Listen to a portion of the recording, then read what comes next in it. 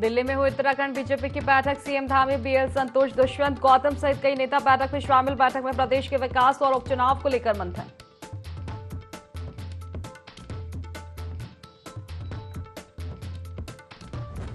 मुख्यमंत्री पुष्कर सिंह धामी ने पीएम मोदी से की मुलाकात। तीसरी बार प्रधानमंत्री बनने पर दी बधाई। गृह मंत्री अमित शाह से मिलकर आपदा राहत राशि बढ़ाने की मांग।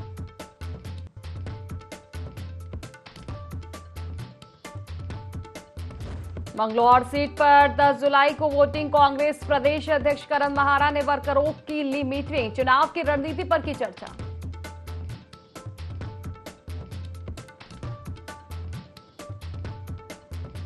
आज से बदलेगा प्रदेश के कई जिलों में मौसम का मिजाज। कहीं प्री मानसून की तेज बारिश होने की मौसम विभाग ने जताई संभावना। उत्तराखंड में 28 जून को मानसून पूरी तरह से देगा दस्तक।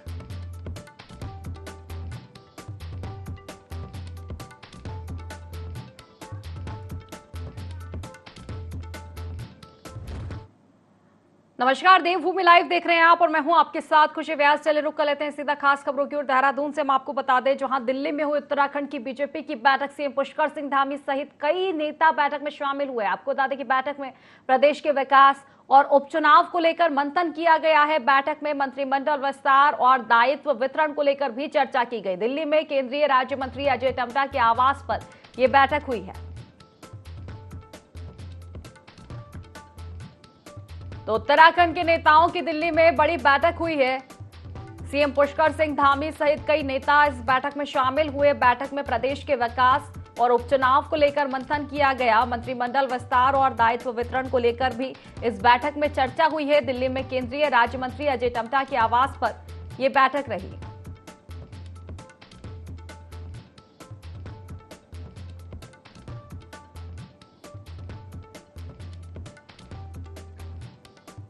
तो उत्तराखंड के नेताओं की बड़ी बैठक हुई है दिल्ली में। तमाम विषयों को लेकर चर्चा हुई है और इसी को लेकर चर्चा हम करेंगे। सहयोगी विनय सूद हमारे साथ जुड़ चुके हैं सीधा लाइव। विनय, बड़ी बैठक हुई है दिल्ली में उत्तराखंड के नेताओं की और देखा जाए तो विकास और उपचुनाव को लेकर खास तौर पर मंथन किया गया है, चर्चा की गई है। जी बिल्कुल खुशी, देखिए आपको बता दें कि जिस तरह से दिल्ली में बड़ी बैठक उत्तराखंड बीजेपी की हुई है, इसमें जो उपचुनाव उत्तराखंड में होने जा रहे हैं उसको लेकर के चर्चा की गई है। 10 तारीख को जो है उत्तराखंड की 2 विधानसभा सीटों पर उपचुनाव होने जा रहे हैं, उसको लेकर इस तरह से यहाँ पर चर्चा की गई है। इसमें किस तरीके से जो है जनता के बीच जाना है, क्या कुछ इस दौरान यहाँ पर रहने वाला है, सभी तमाम चीज़ों को ध्यान में रखते हुए जो है एक बड़ी बैठक का आयोजन दिल्ली में किया गया, जिसमें मुख्यमंत्री पुष्कर सिंह धामी, साथ ही बीजेपी के प्रदेश अध्यक्ष महेंद्र भट्ट भी इस दौरान शामिल रहे और कई बड़े जो दिग्गज नेता हैं वो भी इस दौरान इस बैठक में शामिल हुए हैं। साथ ही साथ यहाँ पर बात करें मंत्रिमंडल की, तो मंत्रिमंडल को लेकर के भी जो है यहाँ पर चर्चा की गई है कि मंत्रिमंडल में किस तरीके से जो विस्तार किए जाने हैं उसको लेकर के यहाँ पर चर्चा की गई है। और साथ ही आपको बताना चाहेंगे कि 3 मंत्रिमंडल के जो पद हैं वो अभी फिलहाल जो है खाली चल रहे हैं। उनको लेकर के काफ़ी लंबे समय से संशय बना हुआ है कि आखिर कब जो है ये मंत्रिमंडल की जो सीटें हैं ये यहाँ पर पूरी होंगी। तो ऐसे में देखा जा सकता है कि निकाय चुनाव की भी अगर बात करें तो निकाय चुनाव भी उत्तराखंड में होने हैं। उनको लेकर के तमाम जो व्यवस्थाएं हैं उनको लेकर के जो है यहाँ पर चर्चा इस बैठक में की गई है। जी बिल्कुल विनय, देखा जाए तो विधानसभा के बाद लोकसभा चुनाव अब संपन्न हो चुके हैं। लोकसभा चुनाव में अगर बीजेपी की बात करें तो क्लीन स्वीप कहीं ना कहीं बीजेपी करती हुई नजर आई है। एक अच्छा रिजल्ट उत्तराखंड की ओर से बीजेपी ने दिया है। अब बारी उपचुनाव की है, कहीं ना कहीं उपचुनाव पर भी पूरा फोकस है और जिस तरह से बैठक हुई उपचुनाव को लेकर भी इस बैठक में मंथन किया गया, यानी कि तमाम तरह की रणनीति बनाई जाएगी कि कैसे इन चुनावों से निपटना है। जी बिल्कुल खुशी, देखिए जिस तरह से लोकसभा की 5 सीटों पर उत्तराखंड में बीजेपी के प्रत्याशियों ने बाजी मारी है, तो ऐसे में देखा जा सकता है कि बीजेपी शुरू से ही जो है चुनावी मोड में रहती है और हर तरह से जो है उनका मैनेजमेंट जो है काफ़ी बेहतर कार्य करता हुआ नजर आता है। तो ऐसे में देखा जा सकता है कि अब जो उपचुनाव उत्तराखंड में होने जा रहे हैं, उत्तराखंड की मंगलौर और बद्रीनाथ की जो सीट है, विधानसभा सीट, इन पर किस तरीके से जो है जीत दर्ज करनी है, उसको लेकर के लगातार मंथन किया जा रहा है। तमाम बैठकें जो है इस दौरान की जा रही है। बड़ी बैठक जिस तरह से बीते दिन दिल्ली में हुई है, उसको उसमें भी जो है ये सब विचारधाराएं रखी गई हैं कि किस तरीके से जो है किस मजबूती के साथ इन दोनों ही विधानसभा की जो सीटें हैं इनको जीतना है। तो देखा जा सकता है कि पूरी तैयारियों में बीजेपी इस दौरान यहाँ पर दिखाई दे रही है, और आने वाला जो निकाय चुनाव होगा उसको लेकर के भी रणनीति इस दौरान इस बैठक में तय की गई है जी। बिल्कुल विनय, उपचुनाव और निकाय चुनाव को लेकर तो चर्चा की गई है, क्या कुछ भूमिका रहने वाली है, क्या कुछ दायित्व दिए जाएंगे मंत्रिमंडल में भी, लेकिन इन तमाम चीजों का रास्ता कहीं ना कहीं उत्तराखंड के विकास से होकर गुजरता है। अगर चुनाव में अच्छा रिजल्ट चाहिए तो विकास एक अहम मुद्दा हो जाता है। इसको लेकर भी तमाम तरह की चर्चाएं हुई है, क्या कुछ प्राथमिकताएं रही? बिल्कुल खुशी, देखिए यहाँ पर उत्तराखंड की अगर बात करें तो उत्तराखंड की जो जनता है वो विकास के आधार पर ही जो है यहाँ पर वोट करने के लिए निकलती है और अपना प्रतिनिधि चुनती है। तो ऐसे में देखा जा सकता है कि उत्तराखंड में जिस तरह से विकास कार्य लगातार सरकार द्वारा किए जा रहे हैं, मुख्यमंत्री, युवा मुख्यमंत्री जिस तरह से लगातार तमाम योजनाओं को इस दौरान उत्तराखंड में चला रहे हैं, केंद्र का पूरा जो नेतृत्व है, केंद्र का जो सहयोग है, वो भी इस दौरान जो योजनाएं हैं उत्तराखंड में मिलती है, उत्तराखंड के युवाओं को जो है उसका लाभ मिलता है। तो देखा जा सकता है कि जो यहाँ पर जो जनता है उत्तराखंड की, वो पूरी तरह से विकास को देखते हुए जो है यहाँ पर अपनी सरकार को चुनती है, अपने प्रतिनिधि को चुनती है। तो काफ़ी महत्वपूर्ण जो है इस दौरान इन सभी चीज़ों को यहाँ पर माना जाता है। तो विकास कार्य के लिए लगातार सीएम धामी जिस तरह से प्रयास करते हैं, तमाम जो योजनाएं वो इस दौरान चलाते हैं। हालांकि जो चारधाम यात्रा की भी अगर बात करें, चारधाम यात्रा में जिस तरह से वो खुद यहाँ पर जो है उन्होंने मोर्चा संभाला है, चारधाम यात्रा के दौरान खुद जो है यात्रियों से मिले, वो उन्होंने खुद वहां पे जाकर के फीडबैक लिया है। तो उनकी जो सोच है, सोच को देखते हुए जो है पूरा जो फायदा है इस दौरान उत्तराखंड की जो जनता से उनको मिलता है। और क्योंकि जिस तरह से विकास कार्य उत्तराखंड में किए जा रहे हैं, तो उसको लेकर के जो उत्तराखंड का युवा वर्ग है वो पूरी तरह से धामी सरकार से यहाँ पर खुश दिखाई देता है जी।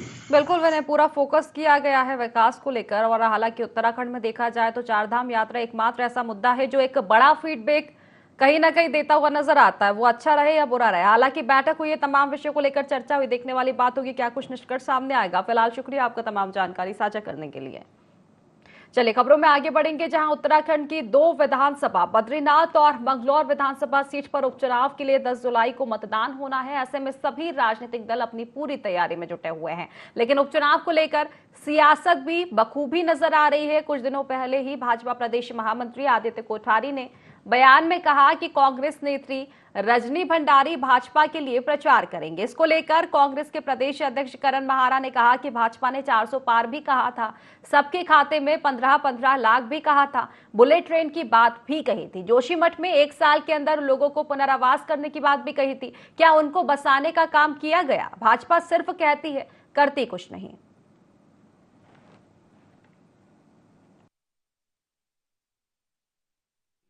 400 पार भी कह रही थी, बीजेपी खातू में 15 लाख भी कह रही थी, बीजेपी स्मार्ट सिटी भी कह रही थी, बीजेपी बुलेट ट्रेन भी कह रही थी। तो बीजेपी कहती रहती है। इन्होंने ये भी कहा था जो करंट से मरे थे उनके परिजनों को 1-1 लोगों को नौकरी देंगे, क्या दे दिया? इन्होंने कहा था जोशीमठ को हम 1 साल के अंदर सही कर देंगे, लोगों को बसा देंगे, क्या बसा दिया? क्या अंकिता को न्याय दिलाने के लिए कह रहे थे हम न्याय दिला रहे हैं, क्या दिला दिया? क्या वीआईपी पकड़ा गया? तो बीजेपी के कथने और करने में फ़र्क होता है। आने वाला समय बताएगा कि सही क्या। गायक सोनू निगम केदारनाथ में दर्शन करने पहुंचे, जहां उनके प्रशंसक बड़ी संख्या में मौजूद रहे, जो उनसे मिलने और बात करने के लिए उत्सुक दिखे। वहीं मंदिर प्रांगण में मंदिर समिति प्रभारी अधिकारी अधिशासी अभियंता अनिल ध्यानी ने सोनू निगम को भगवान केदारनाथ का प्रसाद भेंट किया। बीकेटीसी मीडिया प्रभारी डॉक्टर हरीश गौड़ ने बताया कि केदारनाथ मंदिर में दर्शन के बाद सुप्रसिद्ध गायक सोनू निगम अभिभूत दिखे। केदारनाथ बाबा के दर्शन करने के लिए सोनू निगम पहुंचे थे।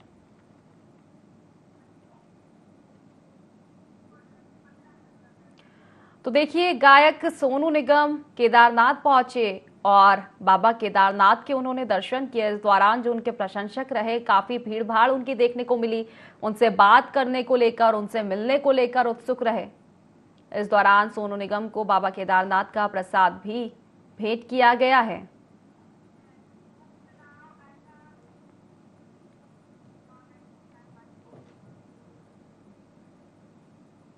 बद्रीनाथ विधानसभा उपचुनाव को लेकर बीजेपी ने तैयारियां तेज कर दी है। चमोली जनपद के प्रभारी मंत्री डॉक्टर धन सिंह रावत ने भू बैकुंठ नगरी श्री बद्रीनाथ धाम सहित माड़ामणि भद्रपुर पहुंचकर बीजेपी कार्यकर्ताओं और पार्टी के पदाधिकारियों से बूथ लेवल की बैठक ली और सभी कार्यकर्ताओं को एकजुट करते हुए चुनावी फीडबैक भी लिया। इस दौरान उन्होंने बद्रीनाथ और देश के पहले सरहदी गांव माड़ा में जनसंपर्क कर स्थानीय लोगों से मुलाकात कर उनकी समस्याएं सुनी।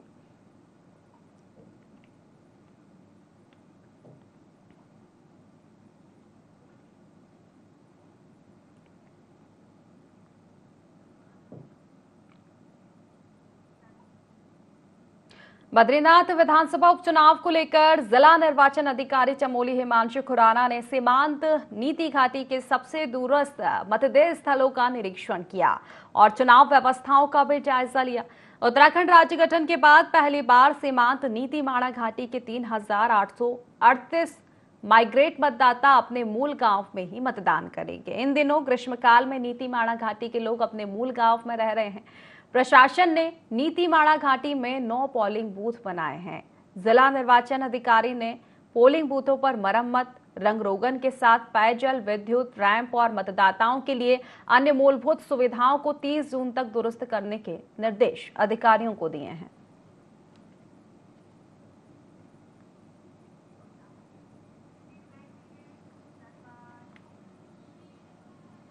उत्तराखंड के पहाड़ी क्षेत्र में मानसून दस्तक दे चुका है, लेकिन बारिश के शुरुआती दौर में ही किसी बड़ी आपदा ने संकेत दे दिए हैं। जी हां, जोशीमठ में पहाड़ों के अंदर पानी समा रहा है, जहां का ड्रेनेज सिस्टम पूरी तरह से बिगड़ चुका है, जो कभी भी प्राकृतिक आपदा का कारण भी बन सकता है। देखिए रिपोर्ट। जोशीमठ में दरार और भू धंसाव के बाद खतरा बरकरार है। जोशीमठ को लेकर तमाम तरह के अध्ययन हो रहे हैं। वर्ष 2023 में जनवरी माह में अचानक जोशीमठ के पहाड़ों के भीतर से पानी का फुवारा फूटने के साथ ही सैकड़ों मकानों की दीवारों और फर्श पर दरारें आ गई थी, लेकिन जोशीमठ में अभी भी दरारें भरी नहीं है। ड्रेनेज सिस्टम दुरुस्त नहीं होने से बारिश का पानी पहाड़ के भीतर सामने का खतरा बना हुआ है।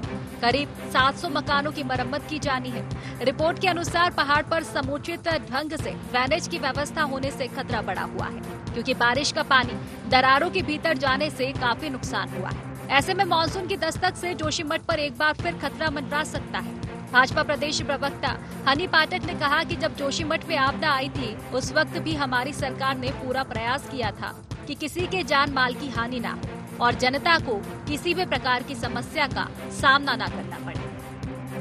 जोशीमठ में आपदा आई थी, तब भी हमारी प्रदेश सरकार ने पूरी तरह से भरसक प्रयत्न किया था कि किसी प्रकार से जान माल की हानि वहां पर नहीं हुई। तो ये दिखाता है और दर्शाता है कि हम लोग अपनी जनता के प्रति कितनी हमारी भारतीय जनता पार्टी सजग रहती है, और केंद्र सरकार का भी उस समय भरपूर सहयोग जोशीमठ को मिला था। और अभी भी मानसून सत्र शुरू होते समय ही हमारे यशस्वी मुख्यमंत्री श्री पुष्कर सिंह धामी जी ने अधिकारियों को सख्त निर्देश दे दिए गए हैं कि किसी भी प्रकार से जनता को परेशानी का सामना न करना पड़े। वहीं दूसरी ओर विपक्षी दल कांग्रेस लगातार सरकार पर सवाल खड़े कर रही है। कांग्रेस के प्रदेश प्रवक्ता शीशपाल सिंह बिष्ट ने कहा कि सरकार ने जोशीमठ को उसके हाल पर छोड़ दिया है और करीब 2 साल बीतने के बाद भी लोगों का दर्द जस की तस बना हुआ है। जब दरारें आई थी तब सरकार ने लोगों को स्कूल और टेंट में रखा था, लेकिन जब लोगों ने देखा कि उनके पुनर्वास को लेकर सरकार कुछ नहीं कर रही है, तब सवाल उठता है कि सरकार उनके पुनर्वास पर कोई चर्चा क्यों नहीं करती। शीशपाल सिंह बिष्ट ने कहा कि सरकार केवल बयानबाजी करती है, लेकिन धरातल पर कुछ भी दिखाई नहीं देता। जोशीमठ को उसके हाल पर ही सरकार ने छोड़ दिया है और जोशीमठ का दर्द आज लगभग 2 साल बाद भी ज्यों का त्यों है। जिन घरों में दरारें आई थी उस समय जो है कुछ समय के लिए उनको स्कूलों में टेंटों में रखा गया, लेकिन जब लोगों ने देखा कि सरकार उनके पुनर्वास की कोई व्यवस्था नहीं कर रही है, उनके मुआवजे का सेटलमेंट नहीं कर रही है, तो लोग क्या करते, लोग मजबूरी में उन्हीं दरार वाले घरों में जो है वापस आ गए हैं और वहीं जो है अपना जीवन यापन कर रहे हैं। पिछले 1.5 साल से आपदा का दंश झेल रहे जोशीमठ पर एक बार फिर खतरा मंडरा रहा है। ड्रेनेज व्यवस्था अभी तक दुरुस्त नहीं हुई है, लेकिन सरकार दावे कर रही है और विपक्ष सवाल खड़े कर रहा है। लेकिन सरकार के दावे कितने सिद्ध साबित होते हैं और जोशीमठ पर मंडरा रहे खतरे से सरकार किस तरह से निपटती है, यह तो आने वाला वक्त ही बताएगा। देहरादून से IND24 के लिए संवाददाता विनय सूद की रिपोर्ट। चलिए खबरों में आगे बढ़ेंगे, जहां बागेश्वर के नगरीय क्षेत्र में पानी का संकट गहरा रहा है। बागेश्वर शहर के लोगों की प्यास बुझा पाने में जिला प्रशासन के आधे अधूरे इंतजाम हैं। बागेश्वर की जनता के लिए ये नाकाफी है। पानी की समस्या से दो चार होते बिलौना और महेंद्र बुंगा के लोगों ने अर्जुन देव के नेतृत्व में जल संस्थान कार्यालय के बाहर कनिस्टर बजाकर अपना विरोध प्रकट किया। अर्जुन देव का कहना है कि बागेश्वर में दो नदियां बहती है, फिर भी बागेश्वर शहर के लोग गर्मी में प्यासे भटक रहे हैं। बागेश्वर शहर के लिए लंबे समय से बन रही पानी की टंकी अभी तक अस्तित्व में नहीं आ पाई। बागेश्वर विधायक पार्वती दास के कोरे आश्वासनों ने बागेश्वर शहर में उपजी पानी की समस्या से निजात नहीं मिल पा रही है।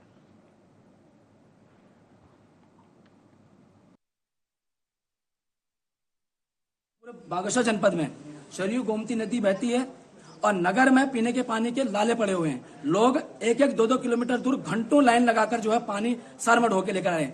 हमारे गांव में हमारी भूमि में टंकी बनी हुई है पीने की, लेकिन हमें पीने का पानी मुहैया नहीं कराया जा रहा है। हमारी माताएं बहनें सुबह 4 बजे रात के 10 बजे तक पानी धो रही हैं। बाघ का खतरा बना हुआ है, बाघ कभी भी हमला कर सकता है, लेकिन शासन प्रशासन इस पर बिल्कुल भी ध्यान नहीं दे रहा है।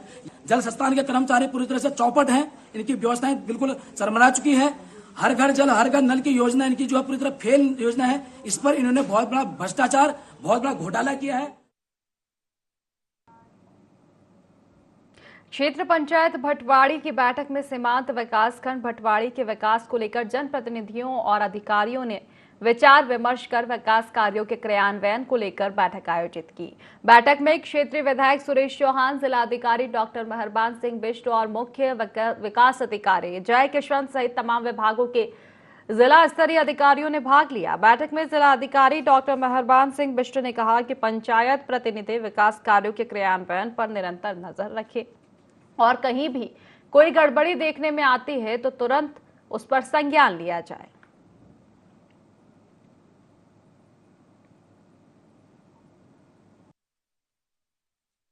हमारी बैठक थी बहुत अच्छी बैठक रही, क्योंकि जो भी हमारे सम्मानित जनप्रतिनिधियों ने जो भी समस्या उठाई वो मुझे आशा नहीं पूर्ण विश्वास है कि उस समस्या अमल होगी। और अगर जो समस्या हमारे जनप्रतिनिधियों ने द्वारा जो उठाई गई अगर समस्या का निदान नहीं होता तो हमें कुछ आगे कुछ कदम उठाना पड़ेगा। वैसे मुझे पूर्ण विश्वास है कि हमारे जो जनप्रतिनिधियों के द्वारा जो भी समस्या जिस क्षेत्र की समस्या, चाहे रोड के संबंध में हो, चाहे शिक्षा के संबंध में, चाहे पर्यटन के संबंध में हो, चाहे कोई भी समस्या हो उठाई होगी, उसमें मुझे पूर्ण विश्वास है कि उसमें थोड़ा अमल हो जाएगा। हमने जो है अपनी जो ग्राम पंचायत चामकोट की जो नहरें हैं उसका मुद्दा भी हमने उठाया है। हमारे जो रोड का मुद्दा है, जो अठाली से चामकोट तक जो रोड है उसका भी मुद्दा मैंने बीडीसी के माध्यम से आज उठाया है। और हमारे जो गांव में जो मनेरा में जो कार पार्किंग बननी है उसके लिए भी मैंने मुद्दा उठाया है। इसमें माननीय विधायक जी ने कहा कि ये जल्द हम इस काम को पूरा करेंगे और उन्हें सदन के माध्यम से बोल दिया है कि ये कार्य जल्दी होगा। इसमें आज जो पहली जो बीडीसी है इसमें जिलाधिकारी महोदय जी आए हैं, माननीय विधायक जी आ रहे हैं। मुझे पूरा भरोसा है कि आज की जो बैठक है इसमें हमारी जन समस्याओं को सुना जाएगा। सम्मानित प्रधान क्षेत्र पंचायत सदस्यों के द्वारा जो जनता की जो बात है, जो उनकी समस्याएं, चाहे सड़क से, पेयजल से, उन समस्याओं को यहाँ पे उठाया जाता है और हमारे जो अधिकारीगण है उसका समाधान करते हैं। तो अच्छा लगा कि लोगों ने अपने मुद्दों को, जन मुद्दों को जो है उठाया और कम से कम जो समाधान का एक पटल होता है, सबसे पहला सदन होता है हमारे सभी सम्मानित प्रधान क्षेत्र पंचायतों का। अच्छा लगा कि उन्होंने अपनी बात को उठाया, जिलाधिकारी भी थे, मुख्य विकास, और काफ़ी समस्याओं का निराकरण हुआ। ये अब सारी समस्याओं का निराकरण तो नहीं होता, लेकिन काफ़ी समस्याओं का निराकरण हुआ। काफ़ी समस्या जो उनके द्वारा बताई गई उसको हम लगातार दिन रात प्रयास करते हैं कि हम कहीं ना कहीं जो जनता के जन समस्याओं के जो मामले हैं उनका लोहाघाट से दिल्ली की ओर जाने वाली एक बस के इंजन में अचानक से आग लग गई। आग लगते ही यात्रियों में हड़कंप मच गया। यात्री दरवाजा खोलकर बाहर निकले, किसी तरह आग पर काबू पाया गया। बस के परिचालक ने बताया कि लंबे समय से लोहाघाट वर्कशॉप में बस की विधिवत सर्विस नहीं हुई, नए स्पेयर पार्ट्स नहीं मिल रहे हैं। इस कारण बसों को सड़क पर चलाना जोखिम भरा हो रहा है। इससे यात्रियों की जान भी जोखिम में पड़ रही है। उत्तराखंड राज्य आंदोलनकारी भूपेंद्र देव ताऊ का कहना है कि सरकार का यह रवैया, जिन सपनों और आशाओं को लेकर उत्तराखंड के लोगों ने उत्तराखंड निर्माण के लिए संघर्ष किया था, उन सभी भावनाओं के साथ घोर कुठाराघात है। नहीं रहा है, और जो आ रहे आ भी रहे हैं तो लोकल वाले आ रहे हैं। अभी इसमें सर 18 यात्री थे, इसमें इंजेक्टर पाइप फट गया इसका। तो लोकल के पीछे वाली गाड़ी आई, उसकी उनकी व्यवस्था की, उन्हें भेजा गया। से निकलने के 4 किलोमीटर बाद बस का खराब होना अपने आप में, जिन सपनों को लेकर हमने उत्तराखंड की लड़ाई लड़ी थी, आज वहाँ के उत्तराखंड वासियों को ऐसी फजियाँ झेल रहे हैं और उनके सपनों पर जो कुठाराघात हो रहा है उससे बेहद आहत है हम। चलिए खबरों में आगे बढ़ेंगे, जहां प्रदेश में मानसून की दस्तक के बाद उत्तराखंड वन विभाग अलर्ट मोड पर आ चुका है। वन विभाग वनाग्नि से प्रभावित वन क्षेत्रों में पौधारोपण करने की तैयारी में है।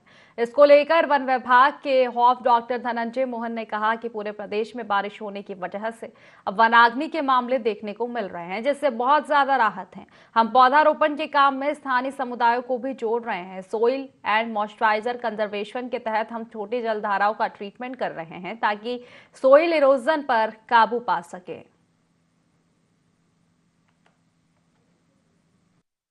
प्रदेश व्यापी बारिश हुई है, जिससे बहुत ज्यादा राहत हुई है। आज एक भी किसी तरह का कोई अलर्ट नहीं था, फायर का रहा था जो अलर्ट आते हैं।